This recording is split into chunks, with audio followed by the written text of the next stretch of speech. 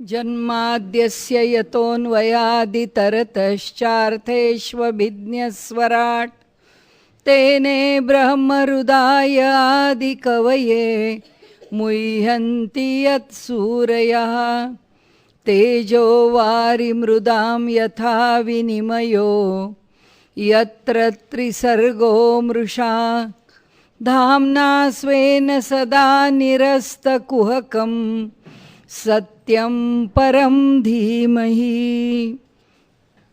ओम नमो ब्रह्मादिभ्यो ब्रह्मविद्या संप्रदाय कर्तृभ्यो वंश ऋषिभ्यो महद्भ्यो नमो गुरुभ्यः। सर्वोपप्लवरहितः प्रज्ञानघनः प्रत्यगर्थो ब्रह्मैवाहमस्मि।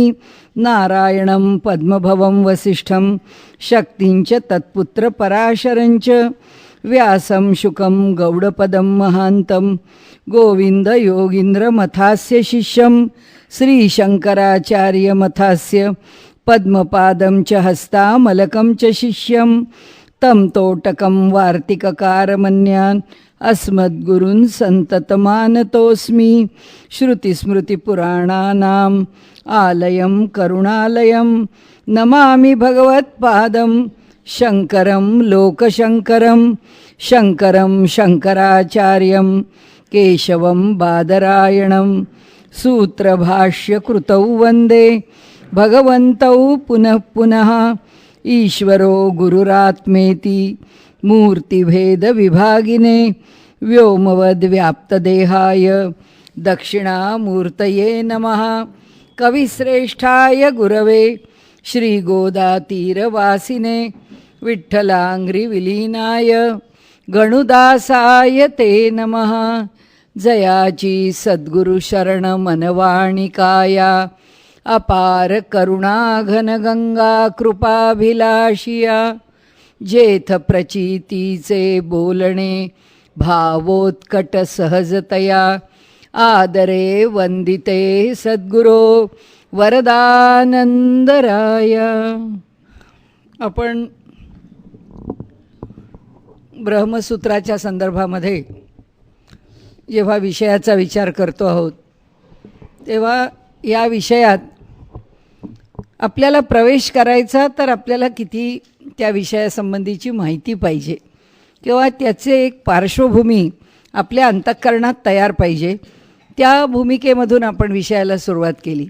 कारण सगळ्यांचा व्यासंगही उत्तम असेल, सगळ्यांचं वाचनही उत्तम असेल आणि विषयाची पण माहिती असेल, परंतु अडचण एकच असते की वक्त्याला बोलताना एक भूमिका पुढे मांडायची तर त्याची एक पार्श्वभूमी तयार करावी लागते.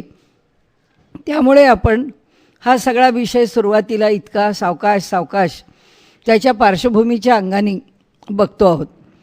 आता आपण काल म्हणजे गेल्या वेळी आपण जे बघितलं त्यामध्ये भूमिका आपल्याला सर्व आचार्यांच्या ठिकाणी जो विचार आहे आणि वेदांत म्हणून प्रत्येकजण काय मांडतो हे सर्वात जास्त महत्त्वाचं आहे.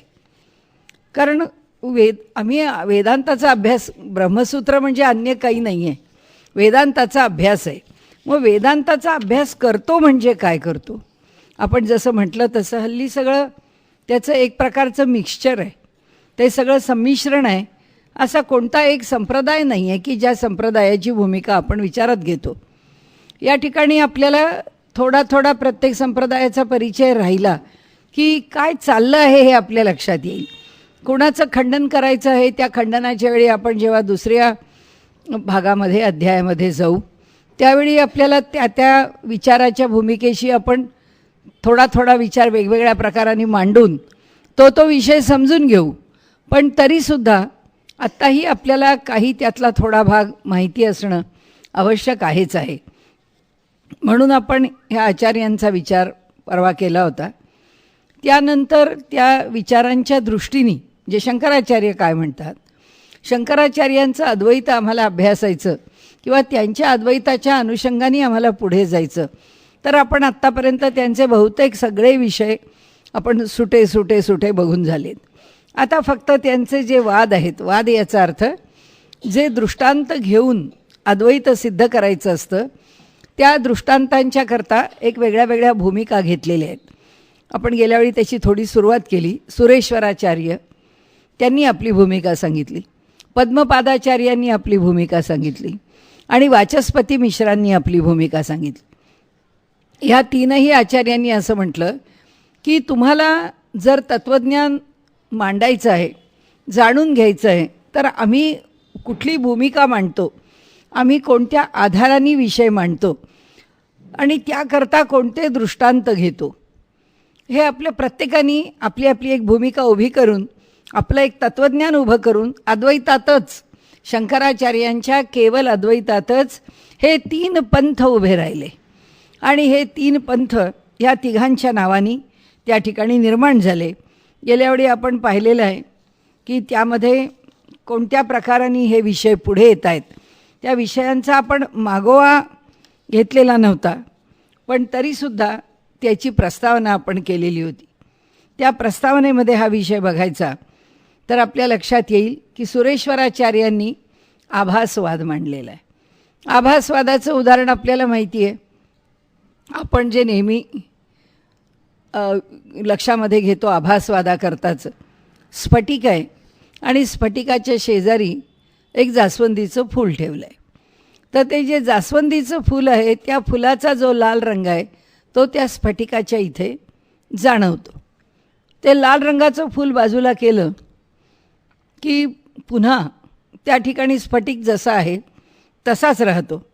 या भूमिकेला त्यांनी आभासवाद असं म्हटलं आहे की आभासवादाच्या भूमिकेमधून आम्हाला जेव्हा काय होतं, आपण आत्तापर्यंत त्याची पार्श्वभूमी खूप बघितली की आपला विषय मांडत असताना शब्दांची मर्यादा असल्यामुळे विषय मांडताना नेहमीच अडचण आहे.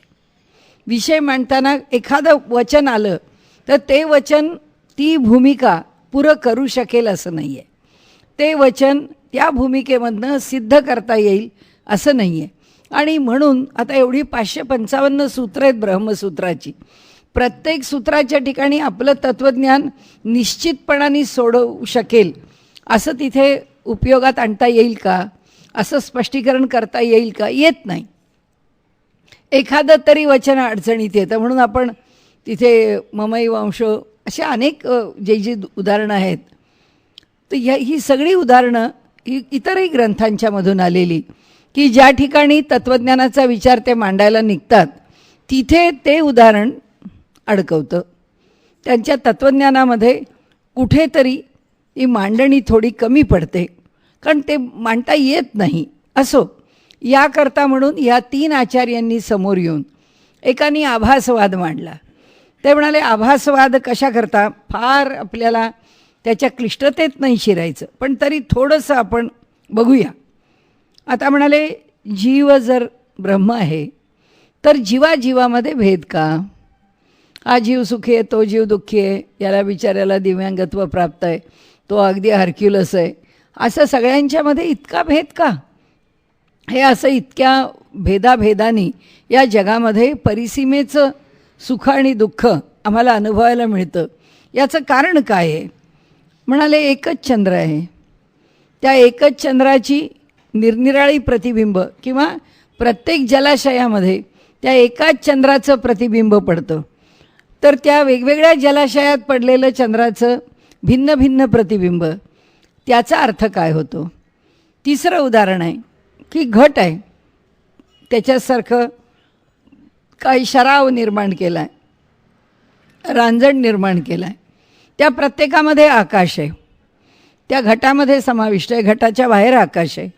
घट फोडला, शराव फोडला तर ते आकाश, त्याचं वेगळेपण घटच नाहीसा झाल्यामुळे नाहीसं झालं आहे. ही 3 उदाहरणं अगदी ज्याला आपण प्रमाण काय होतं, तत्त्वज्ञान लक्षात ठेवायला किंवा तत्त्वज्ञानाचा सारखा विचार करायला आपण एक भूमिका कायम लक्षात ठेवायची असते की 1-2-4 उदाहरणं त्या पद्धतीने. आता आपल्याला विवर्त सांगायचं आहे की कायम लक्षात रज्जू आणि सर्प, कायम डोक्यात तो पक्का एक ठेवून दिला, आपल्या डोक्याला अडचण नाही, काही त्रास नाही की आता काय विचार करू, ते कुठलं दृष्टांत शोधू. तसं आहे. सुरेश्वराचार्यांनी सुद्धा इथे ह्याला त्यांच्या प्रस्थानाला त्यांनी ह्या आभासवादाला वार्तिक प्रस्थान असं म्हटलेलं आहे. आणि ह्या प्रस्थानामध्ये त्यांनी जे उदाहरण दिलं आहे त्या उदाहरणामध्ये ते म्हणतात की आता होतं काय इथे, चित्त म्हणजे चैतन्य, त्या चैतन्याचा इथे आभास निर्माण होतो. कोणतं चैतन्य आणि कोणता आभास, ह्या दोन गोष्टींचा विचार करायचा. तर आमची बुद्धी काय करते, आमचं ज्ञान कोणत्या स्वरूपाचं असतं. आम्हाला जे ज्ञान मिळतं ते वृत्ती ज्ञान आहे, की आमची वृत्ती त्या वस्तूचा आकार धारण करते, वृत्ती त्याचं ग्रहण करते आणि त्याच्या जोरावरती आम्हाला ज्ञान होतं. आणि म्हणून ते वृत्ती चैतन्य ज्ञान आहे. कारण वृत्ती जड आहे आणि ती जड याचा अर्थ वृत्तीला चैतन्याचा आधार नाही आहे. चैतन्य हे त्याच्या अधिष्ठानावरती उभं आहे, नाही तर या वृत्तींचा नाश झाला नसता ना. वृत्तीचं चैतन्यमय जे शाश्वत आहे ते कधीच नाश पावत नाही.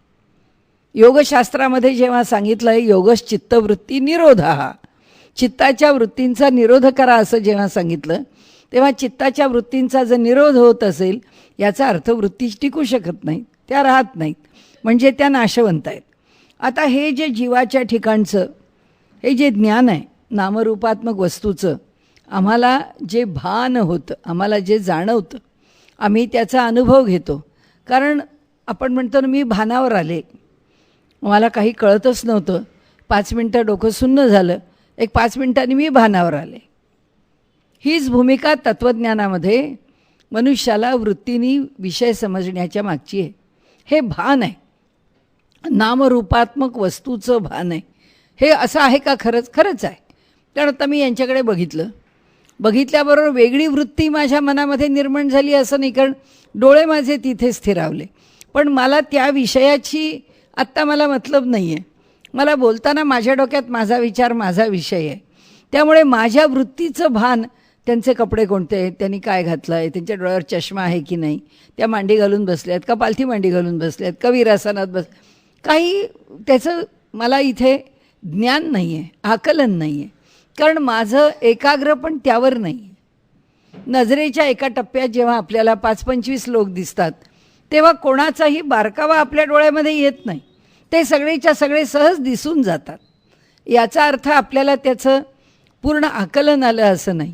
तसं त्यांनी म्हटलं आहे की नामरूपात्मक वस्तूचं जे भान आलं, भान म्हणजे त्याच्यावरती आम्ही मन एकाग्र केलं. अरे हे माझ्या ओळखीचे ग्रस्त आलेत वाटतं, आता बऱ्याच दिवसांनी आले का, तेच आहेत का, मला भास झाला. कारण असं एक नुसती नजर टाकली की आपल्याला अनेक माणसं दिसतात, की मग आपण काय, जो मनात विचार आला आहे त्या विचाराच्या अनुरोधाने आपण त्या व्यक्तीकडे बघतो, अरे तीच ती व्यक्ती आहे ना. हे भान आहे. हे भान कोणाचं आहे? हे वृत्ती भान आहे.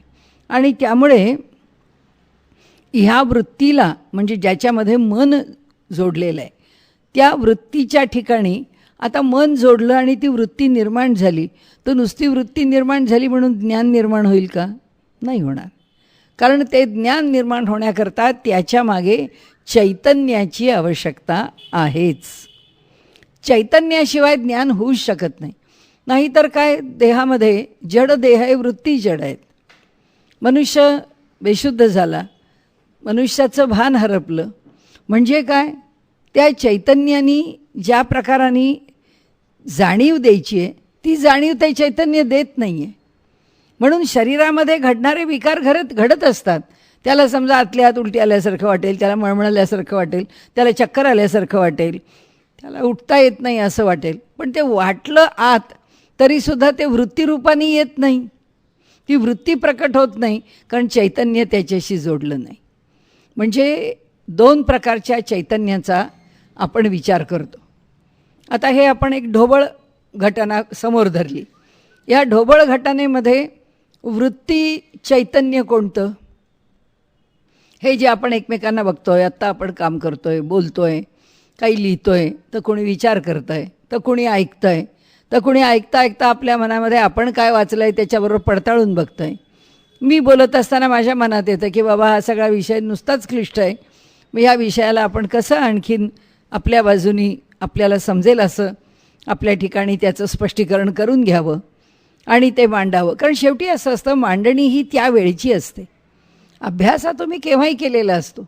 तुम्ही मांडणी करायला लागलात की हा सगळा येणारा जो शब्दांचा, त्याच्या मागून येणारा विचारांचा, तर्कांचा जो ओघ आहे, हा सगळा पाठ केलेला नसतो. हा तो त्यावेळचा येणारा असतो. आणि त्यामुळे मनुष्य त्या त्यावेळी त्याची जी संगत जोडत जातो, ती संगत जोडणारं सुद्धा कोण आहे? ते चैतन्यच आहे. हे आत्ता या क्षणी एखादा विषय माझ्या डोळ्यासमोर ठेवला आहे की याच्या बाहेर आपल्याला जायचं नाही, की आपण ते बघतो की आता आपल्याला काय करायचं आहे, की आम्हाला विषयाचा अनुभव येतो. तो अनुभव म्हणजे काय? वृत्ती चैतन्य झालं.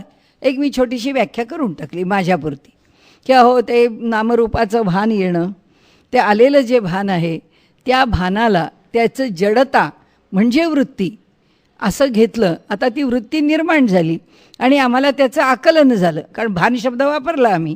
मग भान आलं, आकलन झालं, म्हणजे काय? जाणीव आली, म्हणजे ज्ञान आलं. आणि कायमचा लक्षात ठेवण्याचा विषय आहे. जिथे कुठे ज्ञान, जिथे कुठे जाणीव, जिथे कुठे भान असा शब्द येईल याचा अर्थ ते ज्ञानच आहे. आणि जिथे ज्ञान असा शब्द आला तिथे चैतन्य हा शब्द आहेच. ते सगळे एकमेकांचे पर्यायी शब्द आहेत. आणि त्यामुळे आमच्या मनामध्ये एखादी गोष्ट मला कळलं किंवा मला जर तहान लागली तर आहे बरं का, इथे तांब्याभांडं भरून ठेवलं, ही वृत्ती आहे. या वृत्तीने मला ह्या तांब्या भांड्याचं भान आलेलं आहे, मला कळलं हे इथे आहे. नाही तर आता कुणाचे मोबाईल आहेत, किती ठेवलेत, कुठे ठेवलेत, माझा चष्मा कुठे ठेवला आहे, काही लक्ष नाही माझं. भराभरा उशीर झाला, आपण पटपट आलो, भान नाही आपल्याला. पण आत्ता बघून ठेवलं तांब्या भांडं इथे आहे, याचं भान आलं म्हणजे याचं ज्ञान झालं. म्हणजे मी अनुभवलं की या ठिकाणी या कोपऱ्यात हा तांब्या आपण सरकवला मगाशी, तेव्हा कळलं नाही, पण आत्ता पाहिल्यावर आपल्याला कळलं की अरे तांब्या भांडं सरकवून बसलो आपण. हे जे आहे हे कळायला माझ्या ठिकाणचं जे चैतन्य आहे ना, त्या चैतन्याला ह्याच्याशी एकरूप व्हावंच लागतं. या जीवचैतन्याला ह्याच्याशी एकरूप व्हावंच लागतं. जोपर्यंत ते चैतन्य एकरूप होत नाही, हे चैतन्य एकरूप होतं म्हणजे कोणतं चैतन्य एकरूप होतं? कोण आहे तो? वृत्ती चैतन्य आहे. त्या वृत्ती चैतन्याला निर्माण करणारा कोण आहे? ते माझ्याकडचं जे ज्ञान आहे, जी माझ्याकडे ज्ञान ग्रहण करण्याची ताकद आहे, ती कुणाची आहे? जीवाची आहे. जीव आहे. हा जो जीव आहे, हा जीव ज्ञान घेतो आहे. या जीवाची ज्ञान घेण्याच्या स्थानाचं वर्णन करायचं, ती जी प्रक्रिया वर्णन करायची, ती कशी करायची? मला जीवाला आपला हाही विषय आपला झालेला आहे की जागृती, स्वप्न आणि सुषुप्ती या 3 जीवाच्या अवस्था आहेत. आणि चौथी तुर्यगा जी आहे ती त्याच्या पलीकडची, जीवाच्या अवस्थांच्या पलीकडची अवस्था आहे. आणि त्यामुळे तुर्यगा ही अवस्था पलीकडची असल्याने त्या अवस्थेमध्ये काय घडतं? ती अवस्था कशाचं प्रतीक आहे? ती अवस्था साक्षी चैतन्याचं प्रतीक आहे. तो साक्षी आहे. समजा आपण कोणाला काही लागलं, कोणी पडलं, खूप भीती वाटली, खूप आनंद झाला. ज्या क्षणी खूप आनंद झाला त्या क्षणी आपल्याला कोणतंच भान नाही आहे. का कोणतंच भान म्हणतो मी सगळं विसरले, मला काही कळलं नाही, मला त्या क्षणी कशाचंच भान नव्हतं. याचा अर्थ असा झाला की जे साक्षी चैतन्य आहे त्या साक्षी चैतन्याच्या बरोबर हे जे जीवचैतन्य आहे ते मिसळून गेलं. ते 2 मिसळल्यामुळे ते फक्त साक्षी चैतन्य शिल्लक राहिलं. आणि त्या दोघांच्या एकत्रीकरणामुळे आपल्याला ही घटना काय घडली ह्याचं स्मरण नाही राहिलं. आणि त्याचं स्मरण न राहण्याचं कारण असं की ज्या वृत्तीने आपल्याला ज्ञान होतं ती वृत्तीच राहिली नाही, कारण ती त्या साक्षीशी एकरूप झाली. ती वृत्ती जोपर्यंत वेगळी नाही तोपर्यंत आपल्याला त्याचं ज्ञान होत नाही. म्हणजे आपल्याला शंकराचार्य आत्ता त्यांच्या तत्त्वज्ञानाच्या भूमिका सांगतायत की अद्वैत आणि त्याच्यामध्ये असणाऱ्या विचारांचा, त्याच्यामध्ये असणाऱ्या प्रक्रियांचा भाग आत्ता त्यांनी सांगायला सुरुवात केली. आपण काही फार त्याच्या खोलात जाणार नाही, पण तरीसुद्धा आपल्याला एक सांगता येतं की जी माझ्या ठिकाणची ब्रह्मरूप जाणीव आहे ती कोणती आहे? माझ्या ठिकाणची जीवरूप जाणीव, आत्ता आपण बोललो, पुन्हा बोलू की जीवरूप जाणीव, जागृती, स्वप्न, सुषुप्ती ह्या 3 अवस्थांमध्ये जाणीव कोणती आहे? जीवस्वरूपाची जाणीव आहे. आता माझ्या ठिकाणची ब्रह्मस्वरूपाची जाणीव कोणती आहे? तुर्यगा. तुर्यगा ह्या स्थितीमध्ये हा जो जीव आहे हा त्या ब्रह्माचाच अंश आहे याची जाणीव म्हणजे मला आत्ता भान नाही आहे, पण स्थिती तीच आहे. आणि त्यामुळे हे जे ब्रह्मरूपाची जाणीव देणारं जे चैतन्य आहे ते कोण आहे? ते साक्षी चैतन्य आहे. ते साक्षी आहे. आणि आता मी इथे बरोबर आले, दारात आले, दारातून इथे येऊन बसले. कसं बसले? कसं बसता आलं? माझं साक्षी चैतन्य आहे ते साक्षी भावाने राहिलं आहे म्हणून. नाही तर इथे आल्यावर मी त्यांना विचारलं असतं, अहो यश कुठे जायचं, इथे कुठे कार्यक्रम आहे? तेव्हा तिला, हो एवढे लोक बसलेत ना, या ना तुम्ही. हो का, लोक बसलेत का? मला काही कळत नाही आहे. का कळत नाही आहे? कारण ते साक्षी चैतन्य साक्षी भावानी जे करतं आहे. आता माझा कोणत्या चैतन्याचा भाग काम करतो आहे? वैश्वानर, जागृतीमधला. जागृतीत कोण आहे? वैश्वानर. स्वप्नामध्ये कोण आहे? तैजस. आणि गाढ झोपेमध्ये कोण आहे? प्राज्ञ. या तीनही अवस्थांच्यामध्ये हे काम करणारं कोण आहे? जीवचैतन्य. हा जीवात्मा. हा जीवात्मा त्याच्याकरता दिलेल्या ह्या 3 अवस्था आहेत. आपल्या देहाला दिलेल्या ह्याच 3 अवस्था आहेत की नाही? जागृती, स्वप्न आणि सुषुप्ती. आणि ह्या अवस्थेमध्ये आम्हाला जागृतीमध्ये मी तिकडनं इकडे येते आहे. येताना मला सगळं समजतं आहे. हा रस्ता कळतो आहे, इथे यायचं कळतं आहे. आपण घाईघाईनी पुस्तकं ठेवली पण आपण देवाला अजून नमस्कार केला नाही हे कळतं आहे. कारण का? हा जीव जागृतीमध्ये नीटनेटका व्यवहार करतो आहे. जागृतीत या जीवाला जे ज्ञान व्हायचं ते कोणाच्या तर्फे होणार आहे? वैश्वानराच्या. आम्ही जेवायला बसल्यावर सुद्धा काय म्हणतो? अहम वैश्वानरो भूत्वा प्राणीनाम देहम आश्रिता. तो प्राण्यांच्या देहामध्ये आश्रित होऊन राहिलेला आहे. म्हणजे कोण आहे तो वैश्वानर? तो वैश्वानर का म्हटला? कारण जागृती. आम्ही स्वप्नात जेवत नाही, आम्ही जागेपणी जेवतो. मग त्या जेवणाचं कार्य करण्याकरता कोण कार्यरत आहे? ते कार्य करण्याकरता कार्यरत असलेला वैश्वानर आहे. आम्ही झोपतो. आम्हाला झोपल्यानंतर स्वप्न ही एक तरल अवस्था असते. त्या स्वप्नाच्या अवस्थेमध्ये स्वप्न पाडणं, ते स्वप्न साकाराला आणणं. त्या स्वप्नामध्ये आपल्याला काय जे दिसणार असेल, समुद्र आहे, डोंगर आहे, रस्ते आहेत, घर आहे, देवळं आहेत, काय भयप्रद गोष्टी आहेत, काय मनाला प्रसन्नता देणाऱ्या गोष्टी आहेत, ते सगळं दाखवणारं कोण आहे? तो तैजस. तो त्या ठिकाणी ती स्वप्नाची सृष्टी निर्माण करतो. हा कोण आहे? हा जीवात्म्याचा एक भाग आहे. आम्हाला समजून घेण्याकरता आम्ही केलेला आहे. तो तैजस नावाचा काय डोक्यावर स्टॅम्प मारून बसलेला जीवाचा भाग नाही आहे की मी म्हणजे तैजस, मी म्हणजे असं काही नाही आहे. सगळं एकच आहे. पण आम्हाला विषय कसा कळेल? त्याला काहीतरी नाव द्यायला पाहिजे. म्हणून आम्ही त्याला वैश्वानर म्हणतो, म्हणून आम्ही याला तैजस म्हणतो. आता गाढ झोप लागली. या गाढ झोपेमध्ये जो कार्यरत आहे त्याला आम्ही काय म्हणतो? प्राज्ञ. तो जो आहे तो प्राज्ञ आहे. आणि मग हे सगळं चाललं आहे हे कुणाला कळतं? म्हणजे मला, मी जेवले, अहो आता पोट भरलं. आता वैश्वानराने मला जेवायला मदत केली कारण तेच चैतन्य आहे. ते चैतन्य माझा हात हलवायला देणार, माझ्या जिभेला चव देणार, माझ्या दातांना चावायला बळ देणार, माझ्या घशातून घास खाली उतरणार. फार कोरडं खातो आहे असं वाटलं तर मी पाणी पिणार. हे सगळं ज्ञान, भान, कर्म हे कोण देतं? हे सगळं वैश्वानर देतो आहे. पण ह्या वैश्वानराला आपण खातो आहोत, आपण ही क्रिया करतो आहोत, हे किती खायचं आहे, काय नाही, ह्या सर्व बाबतीमधलं जे स्वतंत्र ज्ञान आहे ते स्वतंत्र ज्ञान कोण देत आहे? की आता आपलं पोट भरलं, आता आपलं जेवण झालं, आता जेवल्यानंतर आपल्याला बसलो आहे, इथून उठायचं आहे आणि जाऊन आपल्याला हात धुवायचा आहे आणि मग आपल्याला बाहेर जायचं आहे. हे सगळं कुणामुळे होतं? आणि हे सगळं कळतं केव्हा?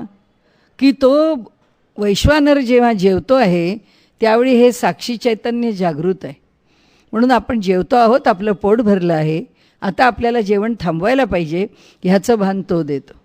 ज्याला अल्झायमर झाला आहे त्याला, ज्याला डिमेन्शिया झाला आहे त्याला, त्या डिमेन्शिया झालेल्या माणसाला तो जेवतोय तरी त्याला कळत नाही आपण जेवतोय. जेवण झाल्यावर हात धुवून बसला तरी तो म्हणतो मला जेवायला वाढा, माझं जेवण व्हायचं आहे. त्याचं कारण काय की त्याचा जो साक्षी चैतन्याचा भाग आहे ना, तो साक्षी चैतन्याचा भाग साक्षी रूपाने त्याच्या वैश्वानराला सांभाळत नाही आहे. जेव्हा साक्षी चैतन्य भिन्न राहतं आणि जेव्हा वैश्वानर कार्य करत असतो किंवा कार्यरत असतो, त्यावेळी त्याला साक्षी असल्याशिवाय हे कार्य घडलेलं पुन्हा स्मरत नाही, घडताना लक्षात येत नाही. काय त्या अल्झायमर झालं, डिमेन्शिया झालेल्या माणसांना आंघोळी घालतात, सगळं करतात, खातात पितात बसवतात उठवतात झोपवतात, सगळं करतात, पण त्यांना काहीच कळत नाही. आता त्यांना कार्य करण्याचं कोणतं होतं, जड पातळीवरती देहानी जेवण खाण सगळं होत राहतं, तो देह चालत राहतो, तो वैश्वानर त्या देहाला चालवत राहतो, पण तेवढ्यानी भागतं का, तेवढ्यानी भागत नाही. ते सगळं लक्षात ठेवून आम्हाला पाहिजे तसा आमचा जीवनक्रम पुढे गेला पाहिजे, तो नेता येत नाही. तो नेता येत नाही ह्याचं कारण ते साक्षी चैतन्य वेगळेपणाने साक्षी भावाने कार्यरत नाही. म्हणजे आत्ता आपल्याला दोन गोष्टी कळल्या. एक गोष्ट कळली की जीवाच्या ठिकाणी त्याची ब्रह्म असण्याची जी जाणीव आहे, ती जी जाणीव आहे ती काय आहे, ती ब्रह्मासारखं वाटणारी, त्याच्याशी एकरूप होणारी जी जाणीव आहे ते साक्षी चैतन्य आहे. आणि जीवाचं या जगामध्ये हे दृश्य जगत आहे, ह्या दृश्य जगताशी व्यवहार करण्याचं सामर्थ्य, त्याला जाणून घेण्याचं सामर्थ्य, अनुभव घेण्याचं सामर्थ्य. आता समजा यांना बघितलं, यांच्या ओढणीचा रंग समजा जो राणी कलर आहे किंवा स्ट्रॉबेरी कलर आहे, कोणाचं पिवळा आहे, कुठे निळा आहे, कुठे काळा आहे, ते पाहिलं कोणीतरी सांगितलं हो की त्याने का ते समोर बसले होते, त्यांनी ती अमुक एक ओढणी त्यांच्या अंगावर, नाही नाही ती काळी होती, तुम्ही कुठे सांगता लाल होती. पण तेव्हा असं काय करतात, त्यांचे कपड्याचा रंग लाल होता, काळा नव्हता. म्हणजे हे जे भान आहे, ही जी जाणीव, हा अनुभव आहे, हा त्या विषयाचा अनुभव आहे. हा जो द्रष्टा आहे म्हणजे पाहणारा जो आहे तो हे दृश्य पाहतो आहे, आणि हे द्रष्ट्यानी दृश्य पाहणं हा जो त्या द्रष्ट्याचा अनुभव आहे, हा अनुभव घेणं म्हणजे वृत्ती चैतन्याचा अनुभव आहे.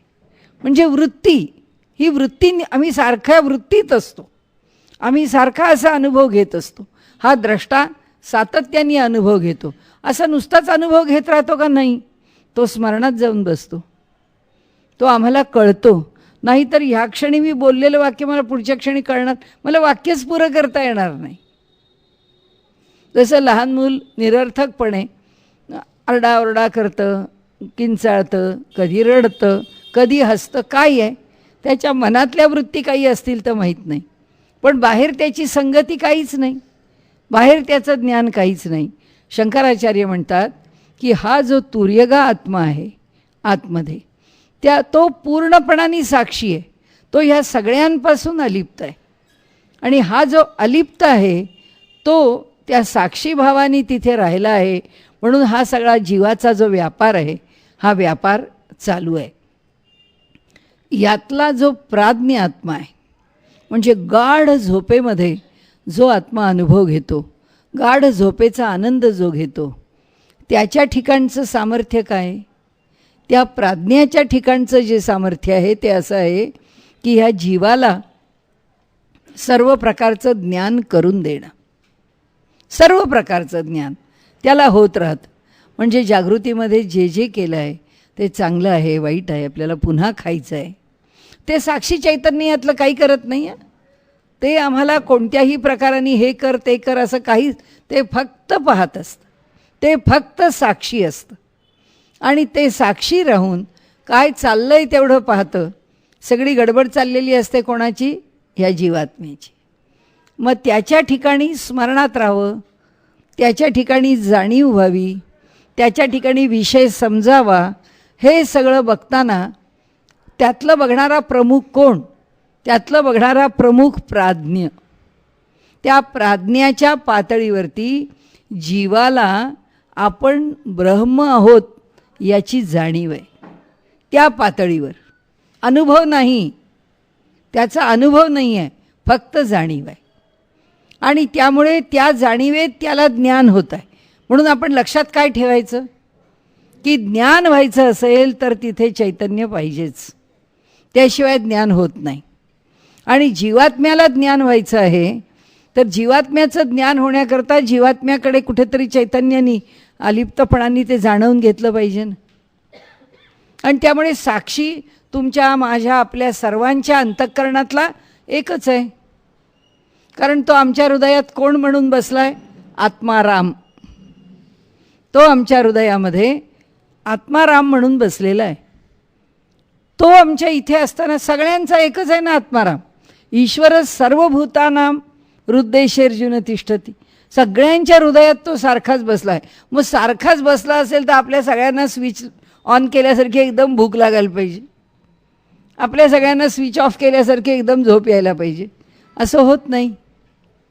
त्याचं कारण तो फक्त साक्षी भावानी आमचं ज्ञान नोंदवायला आणि चालवायला एक जी कंटिन्युअस प्रोसेस, एक जे कायमचं सातत्य लागतं तेवढंच तो ठेवतो. त्याशिवाय तो काही करत नाही.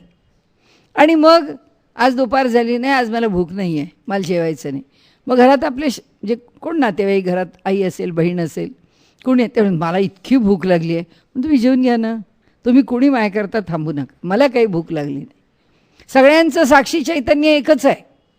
मग या सगळ्यांचं साक्षी चैतन्य एक असल्यावर 1 वाजल्यावर सगळ्यांना भूक लागायला पाहिजे? लागत नाही. जीवचैतन्य भिन्न आहे. आता त्याची कारणं आणखीन आहेत. भूक का नाही लागली ह्याच्या कारणावर आपल्याला जायचं नाही आहे. ह्याची जाणीव काय आहे याच्या कारणावर जायचं आहे. कारण भूक का नाही लागली याची कारणं कुठे आहेत? त्रिगुणात आहेत.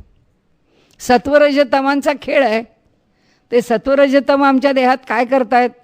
पुरणाची पोळी खाल्ली आहे आणि तमोगुणाचं प्राबल्य आहे, तर पुरणाची पोळी पचणारच नाही. ती जर पचली नाही तर उद्याला भूक कशी लागेल? म्हणजे कारणं भिन्न आहेत. पुढची प्रक्रिया खाली जाईल, पण वरती मला जेवायचं का जेवायचं नाही हा निर्णय कोण घेतो? जीवात्मा घेतो. तो निर्णय घेणारा त्याच्या खालचा कोण? मीची जाणीव असणारा माझा अस्तित्वरूपी अहंकार. तो वाईट अर्थाने नाही, पण मी आहे याची मला जाणीव आहे. ती जाणीव असल्याशिवाय आपण काहीच करू शकत नाही. नाही तर मनुष्य कोमात आहे ना. आपण मागे पण एकदा विषय बघितला की ती जाणीव आमची आतली जागृत राहिलीच पाहिजे. मग ती जाणीव ती गोष्ट आणखीन पुढे सरकवते. मग बुद्धी म्हणते नाही बुवा, आज आता आपल्याला एवढी भूक नाही आहे ना, मग आपण आता आज लंघन करूया, काही घ्यायला नको, वाटतं तर कोमट पाणी पिऊ, बास झालं. हा निर्णय कोण घेतो? ही बुद्धी कोण? बुद्धीची ही शाखा कोणती? आणि त्या जीवात्म्याची स्थिती कोणती? प्राज्ञ. ही जी प्राज्ञ बुद्धी आहे ती जितकी आमची विकसित आहे त्याच्यावरती आमचं त्या बुद्धीचं यश अवलंबून आहे. आता मॅडम मेरी क्युरी केवढं कॉन्सन्ट्रेशन आहे, हायेस्ट कॉन्सन्ट्रेशन, की ती बसते, अभ्यासाला बसते, सगळी भावंडं तिच्या अंगावरती सगळ्या स्टुलांच्या आणि खुर्च्यांचं मिळून डोंगर रचत आहेत. आणि ते एवढं सगळं तिच्या भोवती रचलं आहे, हिचा अभ्यास चालू आहे. हिला कुठे कळत आहे की माझ्या भोवती एवढं रचलं गेलं आहे? तासन तास गेले. त्या भावंडांना वाटतं की आता ही आपली बहीण केव्हा तरी इकडे इकडे पाहिल आणि हिला कळेल की आम्ही एवढं रचलं आहे. नाही, केवढी एकाग्रता आहे. ती कुणाचं लक्षण आहे? प्राज्ञाचं. म्हणजे बघा कसं आहे की देहाच्या पातळीवरती जागृती, स्वप्न आणि सुषुप्ती, देहाच्या पातळीवरती वैश्वानर, तैजस आणि प्राज्ञ, हे 3 आत्म्याच्या नावांनी आम्ही ओळखले. आता अवस्था जेव्हा गाढ झोपेची आहे तेव्हा प्राज्ञ आहे. त्या गाढ झोपेचा विलक्षण आनंद तो तिथे घेतो. आणि आम्ही जेव्हा जागृतीत येतो तेव्हा तोच प्राज्ञ आम्हाला आमची उत्तम बुद्धी, आमची उत्तम एकाग्रता, आमची उत्तम जाण, आमचा उत्तम विवेक, हे सगळं काम तो करतो. आम्ही जागृतीत येतो तेव्हा हा स्वप्नातला जो तैजस आहे हा स्वप्न पाडतो. आम्हाला अभाव असतो त्यावेळी आम्हाला काही कळत नाही. आम्हाला असं वाटतं की मला काही समजतच नाही आहे. नसतंच समजत, त्या स्वप्नातच आपण रमलेले असतो. स्वप्न आत्ता हे स्वप्न पडतं आहे आणि मी स्वप्न पाहते आहे असं काही स्वप्नात वाटत नाही. आपण स्वप्नात आपलं स्वप्नच अनुभवत असतो आणि स्वप्न अनुभवून झाल्यानंतर जेव्हा आपल्याला भान येतं तेव्हा आपल्याला ते स्वप्न आठवतं, ही स्वप्नाची स्थिती. आणि जेव्हा गाढ झोप लागलेली आहे त्या गाढ झोपेत तर आम्हाला काहीच कळत नाही. त्या गाढ झोपेत तर आमचं पूर्ण अज्ञान आहे. त्या पूर्ण अज्ञानामध्ये सुद्धा एक जाणीव शिल्लक आहे. ती जाणीव कोणाची आहे? त्या प्राज्ञाची आहे. आणि ती जाणीव त्या प्राज्ञाच्या ठिकाणी आहे आणि त्याला साक्षी कोण आहे? हे साक्षी चैतन्य. आणि म्हणून जागे झालं म्हणजे काय गाढ झोप लागली, इतकं बरं वाटलं, एकदम फ्रेश. एवढ्या दिवसांचा सगळा थकवा निघून गेला. आणि हे कुणामुळे झालं? हा अनुभव कुणी दिला? साक्षी चैतन्याने, त्या तुर्यगेनी दिला. त्या तुर्यगा स्थितीमध्ये असणारं जे आत्म्याचं चौथं स्वरूप, जे साक्षात अंतरात्मा रूपाने आमच्या देहामध्ये निवास करते. प्राज्ञ रूपाने आमच्या देहामध्ये कोण निवास करत आहे? प्राज्ञ रूपाने आमच्या देहामध्ये या जीवात्म्याचं ज्ञान आहे. ते जीवात्म्याचं ज्ञान पक्कं केव्हा होतं? झोपेतनं जागे झालं, खूप बरं वाटलं, खूप आनंद झाला. अहो नाही, एक भीतीदायक स्वप्न पडलं. म्हणजे स्वप्न पडलं, ही स्वप्नात मला जाणीव आहे. ही जाणीव देणारं तरी कोण आहे? ही जाणीव द्यायला सुद्धा तो साक्षीच आहे. कुणीतरी एक वेगळा असल्याशिवाय घडलेली घटना ही आपल्याला स्मरणात ठेवता येत नाही, ती आपल्याला पुन्हा आठवता येत नाही. हे एक सूत्र आपण लक्षात ठेवायचं. आणि ज्ञान हे 2 प्रकारांनी आहे ह्या लक्षात ठेवून. कारण का? अद्वैत वेदांतामध्ये हा सगळ्यात महत्त्वाचा विषय आहे की विषय कुणाचा? विषय साक्षी चैतन्याचा का विषय वृत्ती चैतन्याचा? आता आपण शंकराचार्य थोडे पाहतोय म्हणून आणि म्हणून ते म्हणतात की पाहणारा जो आहे तो पाहणारा आणि जे पाहायचं आहे तो असा द्रष्टा आणि दृश्य यांच्यामध्ये जो विवेक आहे, तो विवेक जो घडतो तो काय होतो? तो विवेक या 2 चैतन्यांशी जोडलेला आहे. प्रत्यक्ष व्यवहारात येताना चैतन्य कोणतं आहे? वृत्ती चैतन्य. त्या वृत्ती चैतन्याने व्यापार आहे आणि त्या व्यापाराकरता आवश्यक असणारी जी स्मृती आहे ती स्मृती कोणती आहे? तर हे साक्षी चैतन्य आहे. आणि त्यामुळे हे साक्षी चैतन्य आणि या ठिकाणी वृत्ती चैतन्य. आता इथे दृग मात्र असं आपल्या अनेक ठिकाणी अद्वैताच्या तत्त्वज्ञानामध्ये आलेलं असतं की केवळ द्रष्टा, दृष्टी आणि दृश्य या 2 गोष्टी शंकराचार्यांनी आपल्यापुढे मांडलेल्या आहेत. आणि ते म्हणतात की हे जे हा द्रष्टा जो आहे, वस्तूच्या ठिकाणचा जो स्व आहे, ही जी त्या वस्तूच्या ठिकाणची आपल्याला जाणीव आहे, ही जाणीव आपल्याला कशामुळे निर्माण होते? त्या साक्षी चैतन्यामुळे निर्माण होते. द्रष्ट्याचं द्रष्टेपण द्रष्ट्याला कसं मिळतं? साक्षी चैतन्यामुळे. म्हणजे हा जो विषय आहे, आपल्याला जर असं वाटलं ना की आत्ता मी बोलते यातलं काहीतरी बोललेलं नेमकं लक्षात येत नाही आहे, तर आपण लगेच मला विचारा. कारण काय होतं, शेवटी बोलताना आपल्याला सुद्धा जे जाणवतं त्यालाही एक मर्यादा असतात.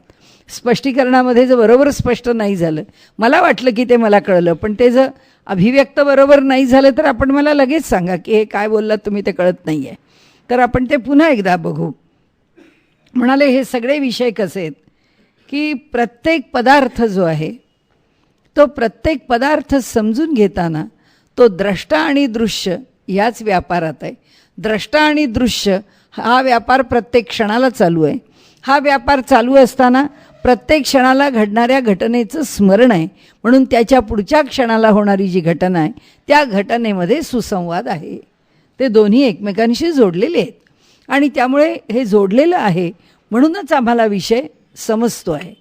आता ह्याच्या पुढे हे जगत मिथ्या आहे असं शंकराचार्य म्हणतात की जगन मिथ्या, हे मिथ्यात्व आहे. मग आपण असं कसं होईल?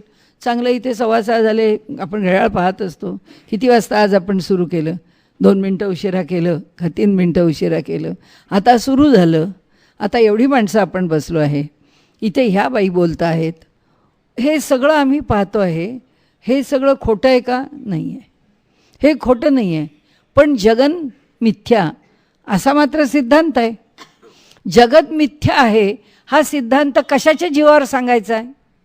त्याच्याकरता उदाहरण कोणतं घ्यायचं आहे? त्याच्याकरता उदाहरण अध्यास. अध्यासाचं उदाहरण आपण लक्षात ठेवलं आहे. रज्जूवरती सर्प ही आमची जाणीव. रज्जूवर सर्प वाटलं म्हणजे आम्हाला काय झालं? आम्ही आरोप केला, अध्यास केला. म्हणजे काय केलं की अर्धवट प्रकाशामध्ये पाहिलेली ती जाड दोरी ती पाहिल्यावर आम्हाला एकदम सर्पासारखी वाटली. आरोप केला म्हणजे काही शब्दांनी नाही केला. घाबरलो, ततबब झालं, घाम फुटला आणि त्याचं आता काय करावं ओरडता येईना अशी अवस्था झाली. त्याचा प्रत्यक्ष अनुभव घेतला. पण अनुभव कशामुळे घेतला? अनुभव आम्ही त्याच्यावर अध्यास केला म्हणून. आम्ही जर सरळ काय होय अंधारात काय पडलं जरा जवळ जाऊन तरी पाहू म्हणून जवळ जाऊन पाहिलं असतं, दोरी काय उगीच आपल्याला वाटलं तिथे काय पडलं आहे, काही नाही दोरीच पडली आहे, संपला. आम्ही त्या ठिकाणी अध्यास करायच्या आधीच जर त्या ज्ञानाला जाऊन भिडलो तर आम्हाला ते काय आहे हे कळेल. म्हणून त्यांनी सांगितलं या जगाचा सगळा खेळ कशावर आहे तर दृंग मात्र असा शब्द तत्त्वज्ञानामध्ये वापरत. दृंग म्हणजे द्रष्टा मात्र, पाहणारा. सगळा खेळ पाहण्याचा आहे, पाहणाऱ्याचा आहे. ज्या नजरेने पाहावं, ज्या पद्धतीने पाहावं त्याच्यावरती ते सर्व अवलंबून आहे. मग आता हे समजावून द्यायला की बघा जग कसं आहे आणि तुम्ही जगावर आरोप काय करता. आता जगन मिथ्या हे सांगताना ते म्हणणार या जगावरती तुम्ही शाश्वततेचा आरोप करता. आपण करतोच ना आत्ता. अहो आत्ता आम्ही 6:15 वाजता बाहेर पडलो, इतका वेळ आम्ही तिथे बसलेलो होतो. असं काय करता? तुम्हाला मी दिसलो कसे नाही? तुम्ही इथून जरी गेला असतात तरी तुम्हाला कळलं असतं की इथे आता मी सगळेजण बसलेलो आहे. म्हणजे तुमच्या दृष्टीत फरक आला, तुमच्या दृष्टीला दिसलं नाही. कारण तुम्ही इथून गेला तरी तुमचं लक्ष नव्हतं म्हणून तुम्ही आम्हाला पाहिलं नाही, नाहीतर तुम्ही पाहिलंच असतं. म्हणजे शंकराचार्यांना म्हणायचं आहे सगळं काय आहे ते त्या द्रष्ट्यावर अवलंबून आहे, त्याच्या पाहण्यावर अवलंबून आहे. मग त्याच्यावरती महत्त्वाच्या गोष्टी कोणत्या? महत्त्वाच्या गोष्टी दोनच, त्या आपण कायम लक्षात ठेवायच्या. दिक आणि काल, दिशा आणि काल, आणि दुसरी कार्य आणि कारण. संपलं. यांच्यावरती ते सगळं अवलंबून आहे. कोणत्या वेळी पाहिलं? अहो मी दुपारी गेले, न दिसायला काय झालं, एवढं ऊन पडलं होतं, एवढा उजेड होता. दिसलंच असतं मला, पण बहुतेक तुम्ही नव्हतातच तिथे. द्रष्टा सांगतो की त्यावेळी असं होणंच शक्य नाही. आता रात्रीची वेळ आहे, तो इथून गेला, तो म्हणेल अहो बरोबर आहे आम्हाला दिसलं नाही, कारण अंधारात कशाला आम्ही इकडे इकडे बघतोय, रस्ता पाहत आपले सरळ बाहेर पडलो, आम्हाला दिसलं नाही.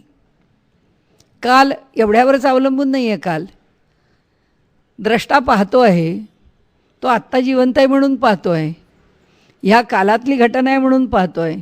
आता ह्या कालात असताना मला जर म्हटलं की कृष्णार्जुन संवाद गीतेच्या वेळेचा तुम्हाला बघायला मिळाला का हो कधी? आपण असं काय विचार प्रश्न. 5000 वर्षापूर्वीच्या घडलेल्या गोष्टी आताची 2000 वर्ष घ्या आणि तो कसा मी पाहीन? एखादा चांगला ज्ञानी मनुष्य आहे, एखादा चांगला सूक्ष्मदेहाने अनुभव घेणारा मनुष्य, तो म्हणतो मी पाहिला आहे. त्याचं कारण असं आहे की मी त्या सूक्ष्मदेहाने या सृष्टीमध्ये काहीच नष्ट होत नाही. शंकराचार्यांचा अद्वैत सिद्धांत सिद्ध का होतो? राजा रामण्णांनी असं म्हटलं आहे की जो जो विज्ञान विकसित होत जावं तो तो आचार्यांचा अद्वैताचा सिद्धांत अधिकाधिक स्पष्ट होतो आहे, तो अधिकाधिक सिद्ध होतो आहे. त्याचं कारण असं की शक्तीची अक्षय्यता. इथं या पृथ्वीतलावरती कुरुक्षेत्रावरती भगवान श्रीकृष्ण आणि अर्जुन यांच्यात संवाद झाला, तो काल असेल 7000 वर्ष मागे. पण 7000 वर्षाच्या पूर्वी घडलेली जी घटना आहे ती घटना काय पुन्हा रिपीट नाही होणार? ती का नाही होणार? होणार. का? कारण ते जसं झालं आहे ना ते तसंच्या तसं कुठेतरी रेकॉर्डेड आहे, ते तसंच्या तसं कुठेतरी राहिलेलं आहे. कशामुळे राहिलं आहे? कारण शक्ती आहे. ती शक्ती त्या रूपात रूपांतरित झाली. ती रूपांतरित झालेली कालनिहाय शक्ती पुन्हा दुसऱ्या कशाने तरी आम्ही कॅन्सल नाही केली. आम्ही एखादी CD करून ठेवली आणि ती राईट ऑफ करत गेलो तर त्याच्यात आता जे रेकॉर्ड केलं आहे ते राहणार नाही. पण ती CD जर आम्ही राईट ऑफ नाही केली, ती तशीच नीट प्रिझर्व केली, ठेवून दिली, सुरक्षित ठेवली, तर पुन्हा लावली की सुरू होते. मग आपल्याकडची धारणा काय आहे माहिती आहे ना, की ह्या सृष्टीत चतुर्युग झाली, एक त्याचं पुन्हा एकदा पृथ्वीचा प्रलय वगैरे वगैरे, मग पुन्हा एकदा जन्म, म्हणजे पुन्हा एकदा कृतयुगाला सुरुवात कशी होते. आपण अगदी सुरुवातीला घेतलेलं आहे. संदर्भ बदलला की पुन्हा आपण त्या थिअरीचा, त्या भूमिकेचा पुन्हा विचार करतो आहे आत्ता. की म्हणाले हा काय करतो, धाता म्हणजे कोण, ब्रह्मदेव. यथापूर्ववत हा धाता सृष्टी कशी निर्माण करतो, जशी पूर्वी होती तशी. आता त्या सृष्टीमध्ये नावं वगैरे सगळी तीच आहेत.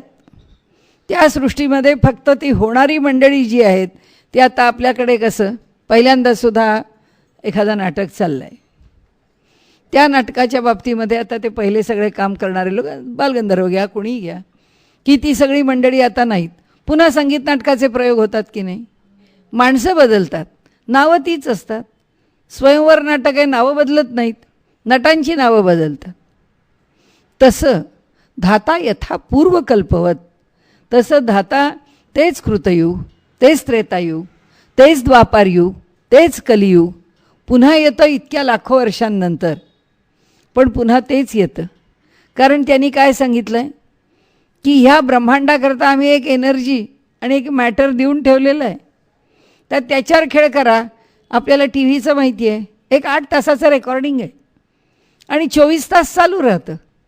8-8 तास झाले की बदललं, पुढचे 8, पुन्हा तेच 8 तास रिपीट, पुन्हा तेच 8 तास. कोणी रात्री टी व्ही बंद केला, काही नाही, दूरदर्शन बंद होतच नाही, चालूच आहे. ते 24 तास चालू आहे, पण रेकॉर्डिंग केवढं आहे, 8 तासांचं आहे. हे जसं कालनिहाय चालूच आहे, तसं काळाच्या बरोबर ही युग येतच राहणार आहे, हे घडतच राहणार आहे. म्हणजे हे शाश्वत आहे. मग शंकराचार्य म्हणतात माझा जगन्मिथ्या सिद्धांत आपण लक्षात घ्या. तुम्हाला असं वाटतं की जग मिथ्या आहे, याच्यात काय अर्थ नाही, म्हणजे समोर बसलेल्या माणसांना तुम्ही ही माणसंच नाहीत का असं म्हणतं. ते म्हणतात असं म्हणतच नाही, द्रष्टा आणि दृश्य आहे.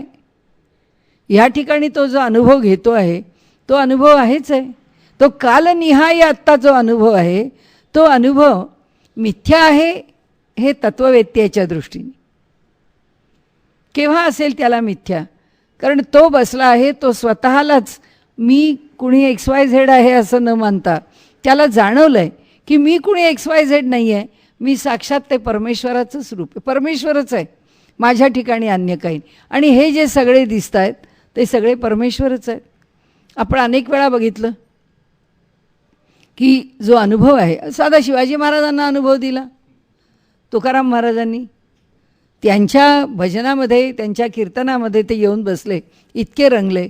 माहिती होतं की मागून मुसलमानांना समजलं आहे त्यांची फौज निघाली आहे, शिवाजी महाराजांना पकडणं काहीच अवघड नाही. तुकाराम महाराजांच्या कीर्तनात येऊन बसलेत. दिसतं आहे तुकाराम महाराज तल्लीन होऊन कीर्तनात आहेत, शिवाजी महाराज त्याच कीर्तनामध्ये तल्लीन झालेले आहेत. दोघांची ही स्थिती एका विशिष्ट अवस्थेला पोचली आहे. आपण आता सामान्य स्तरावर विचार करायचा तर म्हणू, शिवाजी महाराजांचं जे जीवचैतन्य आहे त्या जीवचैतन्यानी ह्या वृत्ती चैतन्यातल्या कोणत्या वृत्तीवर जाऊन बसले, ते प्राज्ञाच्या वृत्तीवर, की मी ब्रह्मस्वरूपच आहे. माझी वृत्ती आता बस तुकाराम महाराज ज्या विठोबाबद्दल बोलत आहेत त्या विठ्ठलाशिवाय माझ्या ठिकाणी अन्य विचार नाही. म्हणजे त्या वृत्ती चैतन्यांनी त्यांना आता भान कशाचं दिलं आहे, फक्त विठ्ठलाचं. आणि तुकाराम महाराजांना, तुकाराम महाराज साक्षी चैतन्याच्या भावावर आहेत, कारण तुकाराम महाराज कीर्तन करतायत ते त्या विठोबामध्ये रंगून गेलेले आहेत. त्यांना वेगळ्या ह्यानी जाणून घ्यायची गरज, ते साक्षात ते म्हणतातच ब्रह्मीभूत काया होतसे कीर्तनी. आम्ही कीर्तन करतो पण आमची कायाच ब्रह्मरूप होते. आमचं विचार, आमची बुद्धी किंवा आमची भावना एवढ्या पातळीवरती ब्रह्मभाव येत नाही, आमचं शरीरच ब्रह्मभावाला प्राप्त होतं. त्यामुळे ते ब्रह्म अवस्थेमध्ये आहेत, ते ब्रह्मभावाला प्राप्त झालेत. आता कुणाला ह्याचं भान आहे सांगा. हे जीवचैतन्य त्याच्या उत्कर्षाच्या अवस्थेवर आहे आणि त्यांचं साक्षी चैतन्य ब्रह्मभावाला गेलेलं आहे. म्हणजे हे कोणाशी एकत्र झालेले आहेत? अंतरात्म्याशी. हा जो अंतरात्मा त्यामध्ये शरीर देहामध्ये वास करतोय, त्या अंतरात्म्याशी तुकाराम महाराज हे त्या ठिकाणी पूर्णपणाने एकरूपत्वाने त्याच्याशी एकरूप झालेत. त्याच्याशी एकरूप झाल्यावरती ते काय अवस्थेला पोचले? तुर्यगा. कारण आता ते आत्मचैतन्य वेगळं राहिलं नाही ना, कारण ते जीवचैतन्यच आत्माराम झालं. मग ते आत्माराम आणि तुर्यगा एकच झाले, ते ब्रह्मभावाला पोचले. हे कुठे पोचले? हे त्या जीवभावामध्ये आपल्याला मी जीव आहे म्हणून ओळखेनासे झाले. त्यावेळी हे त्या आत्मारामापाशी जाऊन बसले. हे त्या ब्रह्मभावाला नाही गेले, हे तुर्यगा भावाला नाही गेले, पण हे अंतरात्म्याशीच एकरूप झाले. ही स्थिती आल्यानंतर आता व्यापार कोण करतो? आता व्यवहार कोण करतो? तुकाराम महाराज लगेच शिवाजी महाराजांना वाचवायचं आहे म्हणून सगळे शिवाजीच होऊ दे, तुकाराम महाराज करत नाहीत. परमात्मा करतो, परमेश्वर करतो. त्याला त्यावेळी जे करणं योग्य आहे असं वाटतं ते तो करतो. आणि जेव्हा तो सगळे शिवाजी बनवतो आणि त्यांना सगळे शिवाजी दिसायला लागतात, म्हणजे त्यांच्या दृष्टीने जगन्मिथ्याच झालं की नाही? कारण कुठला एक शिवाजी नाहीच आहे, सगळे शिवाजीच झाले. मग ती माणसं काही कोणी शिवाजी झाली नव्हती, ती भासत होती. त्यांना हे भासमान केलं. कोणतं प्रस्थान आहे? वार्तिक प्रस्थान. आत्ता घेतलेलं सुरेश्वराचार्यांचं की स्फटिक आहे, स्फटिकाच्या शेजारी कोणाला ठेवलं आहे? जास्वंदीला. त्यामुळे सगळे श्रोते बसलेले आहेत. तुकाराम महाराज कीर्तन करतायत, त्यांच्याचमध्ये शिवाजी महाराज बसलेले आहेत. पण माणसा अरे शिवाजी आहे, पकडो उसको. त्याला पकडायला गेले की अरे हा तर साधाच माणूस आहे, पागोटं घातलेला तर वारकरी आहे. दुसऱ्याला पकडो, शिवाजी आहे. सगळ्यांना पकडायला जात आहेत, सगळ्यांना शिवाजी समजत आहेत, पण सगळे पागोटे बहादरच निघत आहेत. आता म्हणाले हे कसं झालं? हे मिथ्यात्व आहे. जगन मिथ्यात्व का आहे? दृंग मात्र, दृष्टी मात्र. तुकाराम महाराजांना सगळे वारकरीच दिसत आहेत, शिवाजी महाराजांना वारकरीच दिसत आहेत, पण त्या आलेल्या शिपायांना मात्र सगळे शिवाजी दिसत. तसं आहे आपलं कसं आहे? आपण जेव्हा जग बघतो आहोत तेव्हा आपल्याला ही माझी आई, ही माझी बहीण, ही माझी मैत्रीण, ही मला विशेष आवडत नाही, झाले ना आपले त्याच्याबरोबर भाव सुरू झाले. जो विशेष आवडत नाही तिथे शत्रुभाव आला, जो विशेष आवडतो तिथे मैत्रभाव आला. आणि ह्या भावाबरोबर द्रष्टा जो आहे तो द्रष्टा वेगवेगळा व्यापार करतो. हा व्यापार म्हणजे जगाचा अनुभव घेतो, ह्याच वृत्ती चैतन्यावर राहतो. हे वृत्ती चैतन्य यथार्थ ज्ञान आहे का? शंकराचार्य म्हणतात हे खरं ज्ञान नव्हे, हे योग्य ज्ञान नव्हे. मग हे ज्ञान काय? मिथ्या आहे, चुकीचं आहे. म्हणून एका बाजूनी जगन्मिथ्यात्व सांगताना ही एक भूमिका आहे. दुसरी भूमिका, हे जग गतिमान आहे, कायम गतिशील आहे आणि सातत्याने बदलत आहे. त्यामुळे या क्षणाला असणारं माझ्या शरीराचं जे स्वरूप आहे किंवा जे पिक्चर आहे, हे माझी प्रत्येक पेशी न पेशी, माझ्या रक्तातले घटक न घटक, माझ्या शरीराची स्थिती, माझ्या डोळ्यांची स्थिती, माझ्या मनाची स्थिती, माझ्या बुद्धीची स्थिती, सगळीच्या सगळी स्थिती जी आहे प्रतिक्षणाला बदलती आहे. ह्या क्षणाला अशी आहे आणि ती तशी गतिमान नसती तर आपण इथे आपल्याला कल्पना केली की आपल्याला कळलं की आपण आता इथे ब्रह्मसूत्राचा अभ्यास करणार आहे. हे एवढं एक वाक्य तरी आपल्याला कळलं असतं का? ते गतिमान नसतं तर काहीच हल्लं नसतं ना. ते ब्रह्मसूत्र शब्दही आला नसता, त्याचा इथे आपण एकत्र येणार आहोतही आलं नसतं, तिथे जाऊन आपण काही अभ्यास केला असता असंही आलं, काहीच आलं नसतं. कारण आपण पुढे पुढे सरकतोय म्हणून. म्हणजे समजा ही गती माझ्याकरता थांबली तर एवढं म्हणूनच थांबलं ना, कारण पुढे सरकणारच नाही. कारण गतिमानता आहे म्हणून शंकराचार्य म्हणतात ती गतिमानता ओळखा ना. ते आपल्याला म्हणतात म्हणून मी दृश्याला मिथ्या म्हणतो. कारण का? की या क्षणाला माझी जी स्थिती आहे ती स्थिती पुढच्या क्षणाला नाही आहे. म्हणजे माझं कोणतंच पिक्चर तसं नाही आहे. ना माझ्या शरीरातल्या सिस्टीम्स आहेत, ना बॉडी मेटाबॉलिझम आहे, नाही तर दुपारी 2:30 वाजता जेवला, दुपारी 12:30 वाजता जेवला, रात्री 9 वाजले तरी भूक नाही लागणार, आयुष्य गेलं तरी भूक नाही लागणार. काही हल्लंच नाही तर कसं भूक लागेल? शरीरात चलनवलनच झालं नाही तर कशी भूक लागेल? शरीर कार्यरत राहूच शकणार नाही. ही गतिमानता आहे.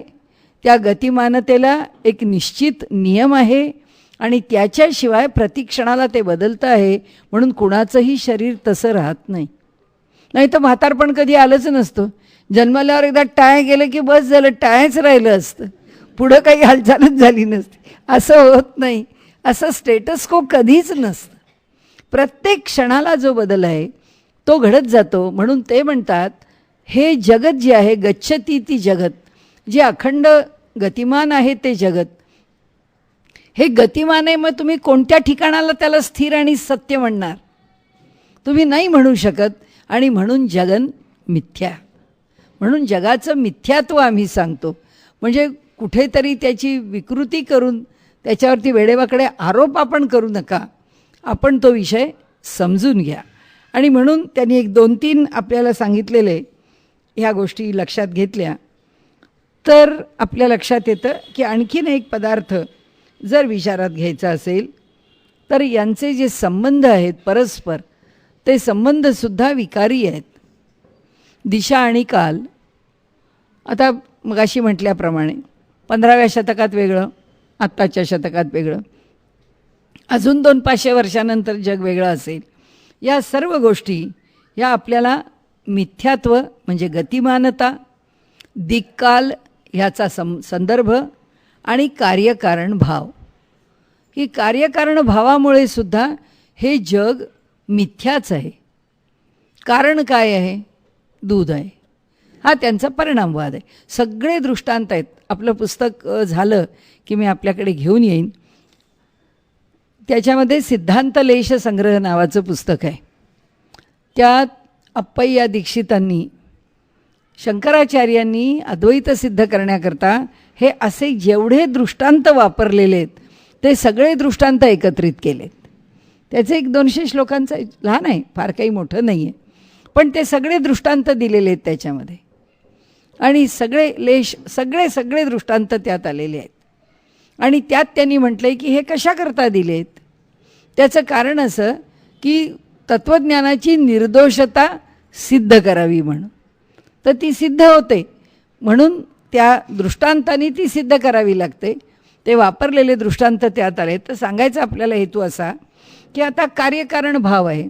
कार्यकारण भावाचा एक उदाहरण घेतलं. आता आपण दूध घेतलं, दुधाचं दही झालं, दह्याचं लोणी झालं, किंवा ताक झालं, ताकाचं लोणी झालं, लोण्याचं तूप केलं. हा काय आहे? हा परिणामवाद आहे. आता तुपाचं दूध करा हो, आता आम्हाला तूप नको आहे, आम्हाला दूधच पाहिजे होतं.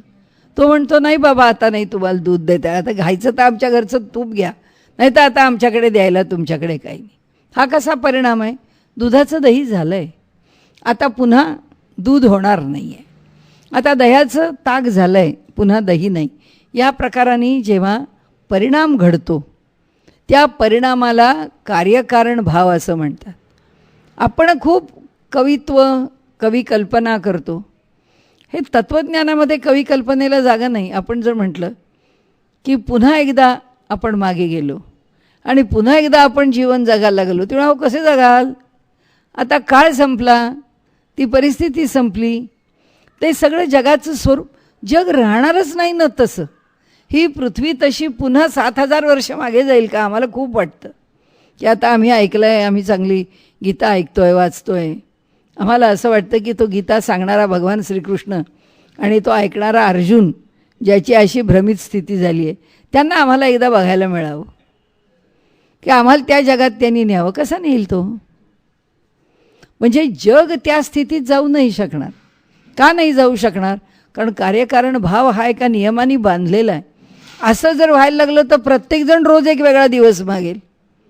कुणी म्हणेल आता इतका काळ गेला, माझ्या लग्नाला 10 वर्ष झाली, आता मला 10 वर्षाचा बर्थडे सेलिब्रेट करायचा आहे. ते 10 वर्षापूर्वी माझं लग्न झालं तो दिवसच समोर आण. आता ह्याच्याकरता लग्नाचा दिवस आणावा, त्याच्याकरता आणखीन कुणाच्या आठवणीकरता नाटकाचा प्रयोग आणावा, असं शक्य आहे का? कारण काल असा कुणाकरता फिरणार नाही आहे, काल असा कुणाकरता बदलणार नाही. शंकराचार्य म्हणतात हे लक्षात ठेवा की शेवटी तो प्रसंग तुम्हाला पकडून ठेवता येत नाही. आणि का त्याचा संबंध कोणाशी आहे? कार्यकारण भावाशी संबंध आहे, त्याचा दिशा आणि कालाशी संबंध आहे. आणि काय म्हणता? दिशा आणि म्हणजे आपण आता दिशा म्हणजे वस्तू मात्र, मॅटर म्हणजे आपला देह आहे. आता समजा 200 वर्षापूर्वी माझा हा देह होता का? 200 वर्षानंतर हा देह असणार आहे का? 100 वर्षांनी तरी असणार आहे का? आणि 100 वर्षापूर्वी तरी होता का? म्हणजे दिशा याचा अर्थ ही जड वस्तू, देहाचं असं नाही, सृष्टीतली सगळी प्रकृती, सगळीच प्रकृती. समजा झाडं घ्या, आता ह्या झाडाचं वय इतकं आहे, तर ते जे झाड आहे समजा 500 वर्षाचं आहे, 500 वर्षापूर्वी नव्हतंच ना. म्हणजे ही जी दिशा आणि काल, वस्तुसापेक्षता म्हणायला हरकत नाही, पण कालाशीच वस्तुसापेक्षता घेतली आपण, किंवा वस्तूची कालाशी सापेक्षता घेतली. आंबा घेतला 15 दिवस, हो तोच आहे विषय, टाईम आणि स्पेसचाच विचार आहे. कारण आपण नुसतं स्पेसचा विचार करूच शकत नाही. कारण आता 15 दिवसापूर्वीचा आंबा, आत्ताच पिकलेला आंबा, म्हणजे तो 15 दिवसापूर्वी कच्चा होता, आत्ता पिकला तेव्हा पक्का झाला, अगदी उत्तम आंबा. 15 दिवसानंतर त्याचा मोरांबा नाही तो पोटात गेला. स्थित्यंतरं आलीच न कालाप्रमाणे. अशी ती दिशा आणि कालाची स्थित्यंतरं, कारण आणि कार्य, परिणाम. दरच वेळी असाच परिणामवाद असेल असं नाही, वेगवेगळ्या प्रकारांनी असेल. या सृष्टीतले उत्पात आहेत,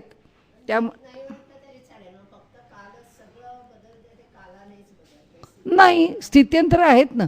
आपल्याला स्थित्यंतर मिळालं ते स्थित्यंतर महत्त्वाचंच आहे. नाही, काळामुळे नाही, झालेलं स्थित्यंतर, झालेलं म्हणजे होणार, ह्या 2 गोष्टी आहेत ना, त्या सारख्याच राहतात. आता सगळंच काळाने स्थित्यंतर झालं असंही म्हणता येत नाही. सगळंच काळाशी निगडीत राहतं म्हणजे कशाने तुम्ही म्हणताय त्या अर्थाने की काळच बदलतो. सगळ्या गोष्टी काळच नाही बदलत, सगळ्या गोष्टी वस्तुमात्र पण बदलतो, आपल्या आपल्या ठिकाणी बदलतो. म्हणजे तो काळ आला म्हणूनच बदलला गेला असंही नाही आहे. तर धरून चला माझा देह आहे, माझ्या देहामध्ये मी काहीतरी अशी देवाची उपासना केली की माझ्या अंतःकरणाला एवढी उत्कटता प्राप्त झाली की माझ्या देहातली प्रत्येक पेशी न पेशी हिने एक असं काही एक ऊर्जा मिळवली की तिच्या ठिकाणची अनेक दुखणी, तिच्या ठिकाणचे अनेक मनाच्या समस्या, तिच्या ठिकाणी बौद्धिक काही आगेपिछे, ते सगळं गेलं. आणि एका उपासनेमध्ये मनुष्याने जो बदल करून घेतला, आता हा कालनिहाय नाही आहे, हा वस्तुनिहाय आहे. म्हणजे त्या जडाला ज्याच्यावरती ट्रिगर केलं ते चैतन्य आहे. म्हणजे सगळं जगत त्याच्यावर बदलतं असं नाही आहे. वस्तू मात्र तिला तिचं जडच आहे. म्हणजे शेवटी वस्तुमात्राची जडताच आहे, कालाची पण जडताच आहे. कारण शेवटी काल भगवंताचं रूप आहे, आणि जेव्हा रूप आलं त्यावेळी त्याला जरी तो न संपणारा असला तरीसुद्धा तो मर्यादा आहेच, एकदा आपण त्याच्या विचारामध्ये घेतलं तर. कारण काल रूप बघा ना कसं, कालम काल कलातीतम कलिताशेषम कलिदोषग्नम कालत्रय गती हेतुर प्रणमत गोविंदम परमानंदम. काल हे पुन्हा तुझंच रूप आहे, तूच हे सगळं घडवतोस असं जेव्हा म्हणतो तेव्हा त्याच्या नियंत्रणात आहे. मग कालाप्रमाणे सृष्टी बदलली असती तर पुन्हा सृष्टी जन्माला येताना जशी जन्माला घातली तशी घातली गेली नसती. ती कालावर तिथे अवलंबून राहत नाही. म्हणून आपण काय म्हणतो, आता आपल्याकडे पुढे येणारच आहे, म्हणून या जगाला जन्माला घालणारं निमित्त कारण कोण? परमात्मा. काल नाही, काल नाही, त्याची सत्ता आहे. आणि घडवेल तर तो घडवेल. म्हणजे आमच्याही जीवनामध्ये आजच्याही परिस्थितीमध्ये काही त्याला बदलवायचं असेल तर तो कालनिहाय नाही बदलणार, तो त्याच्या निहाय वस्तुनिहाय बदलेल. अगदी आपलं 370 कलम घ्या, त्याला काही कालाचं मर्यादा होती का? काही नाही. कशी आली? वस्तू सापेक्ष आली. वस्तू म्हणजे मॅटर सापेक्ष आली. मॅटर म्हणजे कोण? त्या मॅटरमधनं बनलेला एक मनुष्य, त्याच मॅटरमधनं बनलेला दुसरा मनुष्य. त्या दोघांनी तुम्ही म्हणता तसं फक्त त्यांनी जर पाहिलंच असेल व्यवहार करण्याकरता तर लौकिकदृष्ट्या काल आहे त्याच्यात, कालाचा परिणाम नाही आहे. लौकिकदृष्ट्या फक्त कालाची अनुकूलता बघितली कोणी? वस्तुमात्रांनी पाहिली. कालाने नाही नाचवलं त्याला. म्हणजे घडतात काही घटना, त्या इकडे पण घडतात, त्या बदलू शकतात, पण दोघांचा संबंध एकानं आपण काल मोजतोच ना.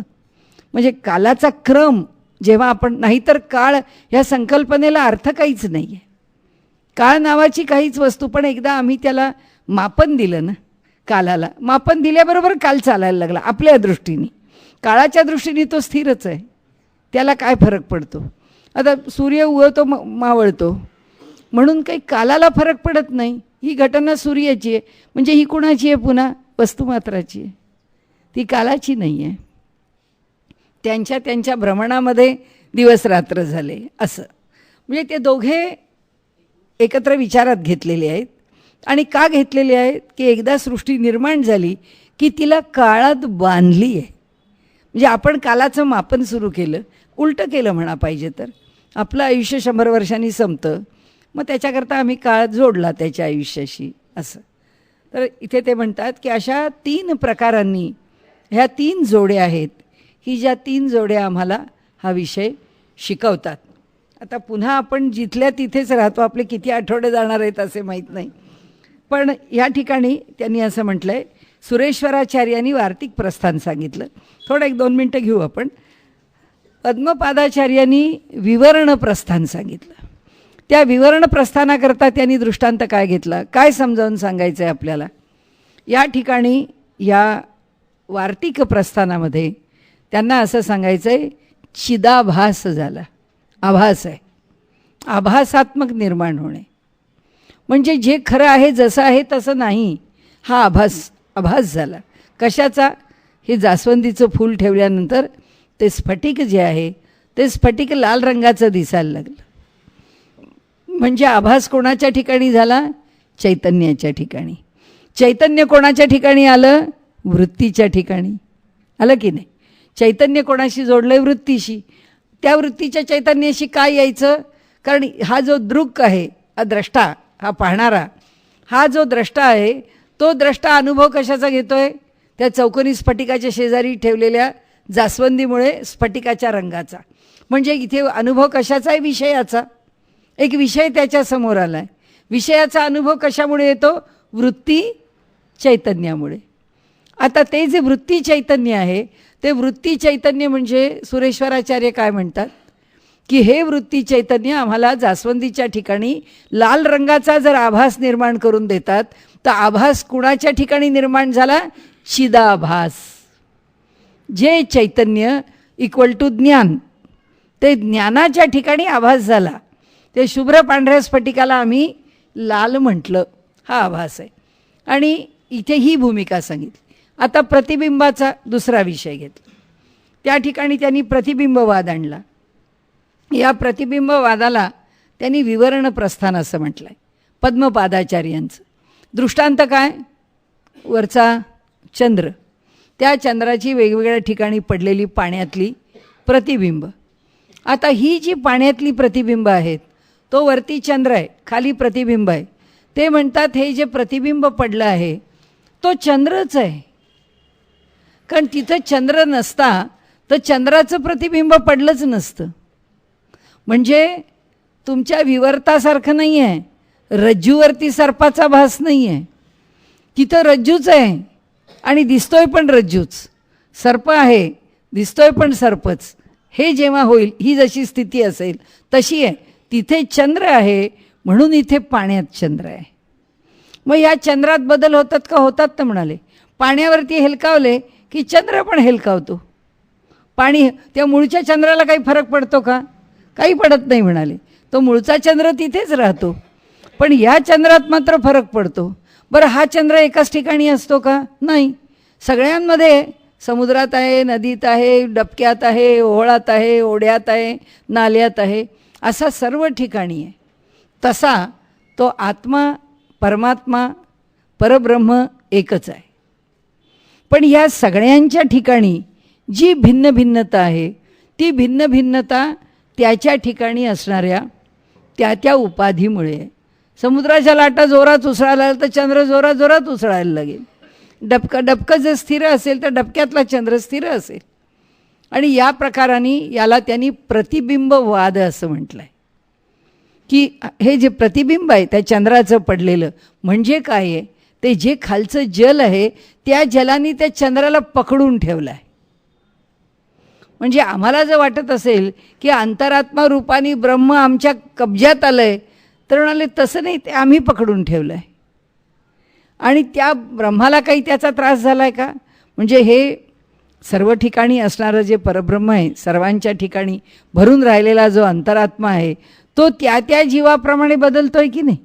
त्या त्या जीवाचे जे संस्कार आहेत, आता वारा आला की हे कळलं, वारा नाही आला की स्थिर राहिलं, असं प्रत्येक मनुष्याचं जे वृत्ती, प्रत्येक मनुष्याचा जो भाव, त्याचं प्रारब्ध, त्याच्या अनेक गोष्टी, ते गुण, अशा सगळ्यांचा विचार करता त्या ठिकाणी घडणाऱ्या घटना प्रत्येक जीवाशी निगडीत असलेल्या बदलत जाणार आहेत. त्या घटना जरी बदलत गेल्या तरीसुद्धा तो चंद्र जो आहे तो हलत नाही, तो चंद्र तिथंच आहे. म्हणून ह्यांनी पकडून ठेवलेला चंद्र पण इथेच आहे. पण त्या ठिकाणी त्या उपाधींमुळे त्याच्याकडे वेगळ्या वेगळ्या घटना घडत राहतात आणि त्या चंद्राला बाधा येत नाही. त्यामुळे मायोपाधिक ब्रह्म, आता हा दृष्टांत कोणाकरता द्यायचा? हा दृष्टांत ईश्वराकरता दिला आणि जीवाकरता दिला. ते म्हणाले जीव आणि ईश्वर हे दोघेही निर्माण होऊन सुद्धा त्या ब्रह्माला धक्का लागत नाही. ज्ञानेश्वरीचा 9वा अध्याय. आणि धक्का लागत नाही म्हणाले का? तर या इथे जे सत्वगुणाच्या उपाधीनी युक्त म्हणजे मायोपाधिक ब्रह्म, जे सत्वोपाधिक ब्रह्माचं स्वरूप आहे ते कसं आहे? मायेच्या उपाधीनी युक्त असलं तर त्याला आम्ही ईश्वर म्हटलं आहे. आणि इथे अविद्येनी युक्त असणारं ब्रह्माचं स्वरूप त्याला आम्ही जीव म्हटलं. अहो, हा जीव झाला तरी त्याला फरक पडत नाही, हा ईश्वर झाला तरी त्याला फरक पडत नाही. आणि त्यामुळे परब्रह्म अबाधितच आहे. जीवाचं अनेकत्व आम्ही ह्याच सिद्धांताने सिद्ध केलं की सगळ्यांच्यामध्ये पाणी पडत आहे, प्रत्येकाची परिस्थिती वेगळी आहे, म्हणून त्याच्या त्याच्या उपाधीप्रमाणे त्याचा त्याचा व्यवहार वेगळा आहे.